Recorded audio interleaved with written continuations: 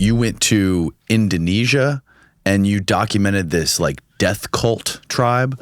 These people that they seem like they're modern. They seem like they're modern relative to the Tanzanian tribe, because these people are walking around in pretty like blue jeans and collared shirts, and they have iPhones. Yet they like venerate the dead. They have this bizarre culture where they keep their dead relatives in their houses for years, and then what? They sacrifice animals, and that's supposed to shuttle them to the afterlife? Yeah, so that's in the Indonesian island of Sulawesi, which is not a very common place for people to go. And it's the cult's a funny word there. Can you find that map, Steve, so you can show us, so we can see like where exactly that is in Indonesia? Sulawesi? Sulawesi. It's the island that looks like a llama. What made you, how did you discover this place? No shit, I found it. I don't remember how I first saw it. I generally have a big map, like a Google map, where I pin everything I come across on Instagram or on YouTube or whatever, and eventually that all comes together into trips. Yeah, this was wild. How in the did they carve those square cutouts in the giant boulder? Yeah, by hand, bro. So how long did that take? So it's interesting. Oh, I saw one. Takes some. I don't even know, 5 years or something like that. What?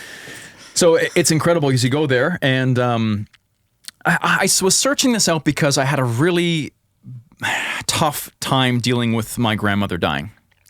And she was the sweetest old lady and just the most perfect grandmother. When she heard we'd come, she'd spend days baking cookies and pies, and she'd have a whole pile of things ready, and she'd be waiting at the top of the driveway, and she'd give us big hugs, and she slowly succumbed to Alzheimer's and then dementia and died. I couldn't make it back to see her die. I got stuck in a snowstorm in Toronto. I was in, I don't know where I was, Africa someplace, couldn't get back in time, and made it to the funeral, but I didn't get to say goodbye, and had a really hard time digesting that part of my life. And so it made me really question what death was, what it meant. I had been in Mexico a little bit and knew a bit about Day of the Dead and how their understanding of death is a little bit different, where you can still hang out with your grandfather, grandmother after they die. You go to the grave, you play the music, you bring the food, you have a little party. It's on Halloween, isn't it? Or close to Halloween? Yeah, right after, the last day of October. Right. And then from there, I started to think more about death and our culture, and how we're all scared to die, you know? That's something that's very common, is a fear of death. And so I came across this Walking Dead festival was what it's called. And this place is called Toraya, where Look at that wall, dude. Yeah. How tall is that wall? Oh, you can see us sitting down on the bottom. Oh, so, yeah. Yeah, quite tall. But they're famous for something called the Walking Dead Festival, where they take the bodies. So you see these cliffs, and they take bodies out of the caves, your entire family tree, and you change their clothes, and you hang out with the family, the skeletons, the bodies. You all just have a family reunion with cadavers. What they do every couple decades. Rotting corpses, like often just bones, right? Often just bones. And so I went there wanting to learn more about their view on death. And I never would have realized how crazy it was. So when someone dies in Torayan culture, they are considered sick. And so by our terms, they're very much deceased. But by them, they've just become sick. And so they keep them in the house. I wanted to learn more about this. So my guide, Andri, you can see in the video, found a family where there was 2 sick grandparents. Again, sick. We got to the house. They invited us in. They were super excited to see us. They said that Grammy and Grampy wanted to see us too, that they had been sick for a while. Grammy had died 3 years ago, I think, something like that, and the other had died 3 weeks ago. So the one that's more decomposed died, I believe 3 or 4 years ago, and the other had just died 3 weeks ago. And they were waiting for their funeral.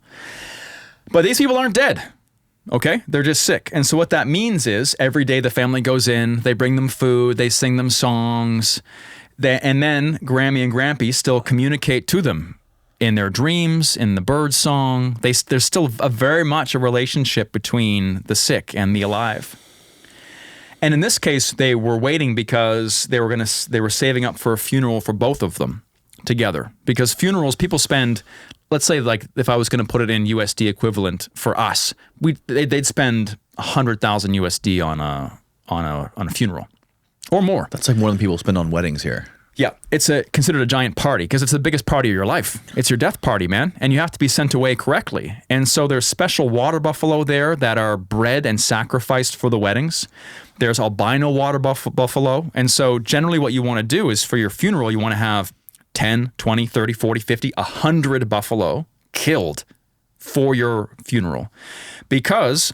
And there's only certain kinds of buffalo, certain color patterns. So you'd want to buy a buffalo with a white head because in the afterlife, once you kill that buffalo, the light gets emitted from the head. You want to have, and he's going to lead the pack. You want to have a buffalo with a white ass because he's going to go in the back and he's going to light the back. And so you want to have all these different buffalo with different white splotched patterns to be able to lead the way into the underworld and pave your way to see your ancestors. And so they have these giant death parties where they spend $100,000, kill 40 buffalo, all this kind of crazy. And then what happens is they get buried in those cliffs like you saw. And then 10 years goes by, whatever, and they bring out the entire family. And I had the most beautiful realization with my guide where I was obviously quite shocked when they started pulling out dead bodies from this cliff. And they're filled with ants and they're all wrapped in cloth and they're taking the cloth off and there's ant colonies living in the body. It was just a lot. And in this cave, there's hundreds of coffins with bodies and they're pulling them out one by one because they're all coming out. They're all going to be put in the sun. We're all going to hang out together. And they take out some great grampy who still has his military uniform on. They give him a new cigarette. They take his skull off his body. They hold it up and they're like talking like, oh, look at Grampy, give him a cigarette.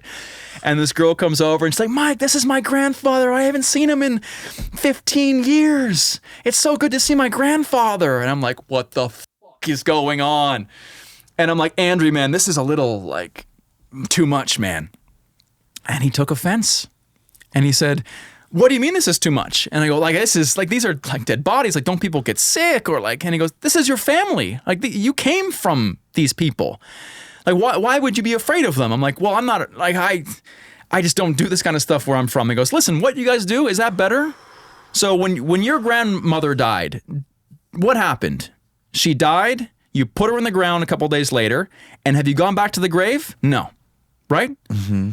That's what your culture does. That's what your culture does. When someone dies, you rush, you throw them in the ground, you bury them, and you never go back. Mm-hmm. Here, we respect our dead because we came from these people. They are our ancestors. They went through so many struggles. They fought, they survived, they had you, and we respect them. And therefore, we have family reunions this way. We want to show them respect, where we came from. We celebrate life. We celebrate death. Death is the biggest party. And what we do is right and what you do is wrong. And how do you argue with that? I mean, he's not wrong. Right. Someone dies, we rush them into the ground. He was saying as well, like, what if someone can't make it to the funeral? Right? Then you never get to say goodbye. And that's part of the reason why they wait so long, is so everyone can be there who needs to be there. If Uncle Jerry can't make it, you don't have the funeral because Uncle Jerry needs to say goodbye. And the funeral is when they die. So it just seems like such an unreasonable way to respect your dead. For an excessive way. Yes. Especially for a culture of people who they have iPhones, right? Yeah. They're very modern. They're very modern people. They're not in the video I say tribe, like the title's tribe, but right. they're just people who have a different view on death. Yeah, like they're pulling these corpses out of the ground, out of the cave. This is like a lot of work. There's a lot of people carrying these fabric coffins, I guess they are. So the fabric's there because the wood is all rotted away. Okay, okay. Like this is it seems like it's a full day's work to drag all these bodies out of these caves. Yeah. And to pull them out and to pull their bones out and, play with them and stuff. I would think that every family would do one of these. They're called manenes, or like Walking Dead festivals, every couple decades. This doesn't happen every year, of course. So, and it's mostly to refresh the again, ants get in there. Right. Shit starts to fall apart. They go in to show respect, keep the graves there, put some photos in. Again, give Grampy new cigarettes, whatever it be.